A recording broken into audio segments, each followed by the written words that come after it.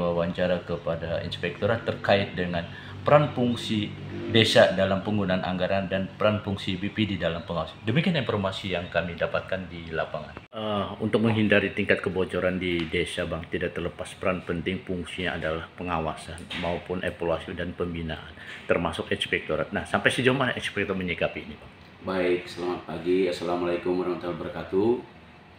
Inspektorat selaku aparat pengawas intern pemerintah, selain mengawasi tata kelola keuangan pemerintahan dan pembangunan di pemerintah daerah, juga kami melakukan pengawasan di tata kelola keuangan dan aset di pemerintah desa. Itu menjadi tanggung jawab kami sesuai dengan amanat dari Inspektorat Jenderal Kementerian Dalam Negeri. Di inspektorat sendiri, kami memiliki satu inspektur pembantu wilayah yang khusus tugasnya melakukan pengawasan di desa. Jadi melalui inspektur pembantu wilayah ini, kami berusaha semaksimal mungkin melakukan pembinaan terhadap pemerintah desa. Sejak tahun 2023, kami secara intensif melakukan pengawasan, baik melalui review perencanaan keuangan, kemudian audit terhadap pengadaan barang dan jasa di desa, sehingga harapan kami seluruh pemerintah desa yang ada di Kota Waringin Barat dapat mengelola keuangan dan asetnya dengan baik.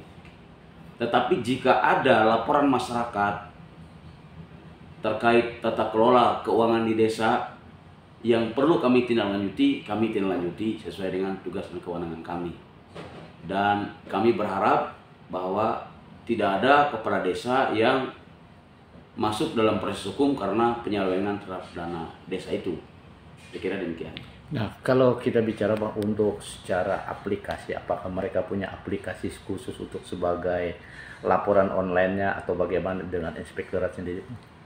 Baik, untuk secara digitalisasi, pemerintah desa memang menerapkan tata kelola keuangan dan aset melalui SIS-KUDES, Sistem Keuangan Desa.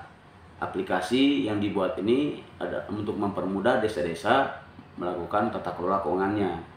Dan untuk inspektor sendiri ada namanya Siswas-KUDES. Jadi sistem pengawasan terhadap keuangan desa yang sudah kita terapkan selama ini. Selain melalui aplikasi, kita juga tentu pengawasan kita, audit kita langsung turun ke lapangan, melakukan uji petik, mengecek sejauh mana desa melakukan tata kelola keuangan dan aset dengan baik. Nah, kalau kita bicara BPD, Bang, di situ ada Badan Pengawasan Desa. Peran fungsi mereka apa nanti? Sesuai dengan fungsi dan peran BPD, seharusnya BPD sebagai pengawas di dalam tata kelola keuangan itu sendiri.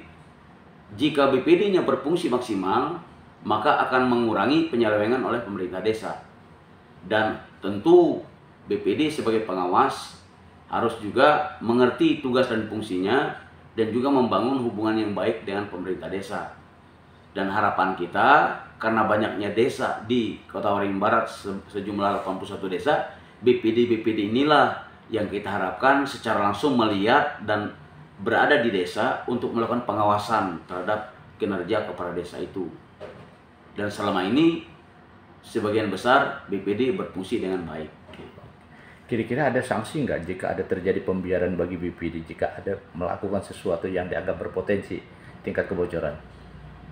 Jadi sesuai dengan ketentuan, kita kembali kepada ketentuan, apa itu fungsi dan tugas BPD. Jika BPD tidak berfungsi, tentu anggota BPD bisa saja diusulkan untuk diganti. Ya, karena dia tidak melaksanakan tugasnya dengan baik sebagaimana ketentuan yang berlaku. Itu aja. Harapan, Bang, selaku inspektorat.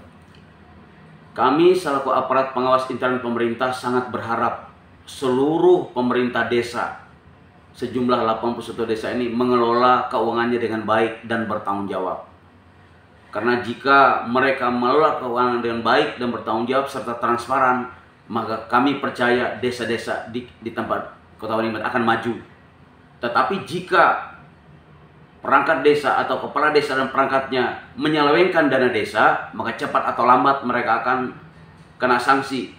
Bahkan jika ada laporan, mereka bisa diproses secara hukum oleh aparat penegak hukum. Jadi harapan kita agar desa-desa ini boleh bertanggung jawab dan transparan dalam tata kelola keuangan dan asetnya. Demikian.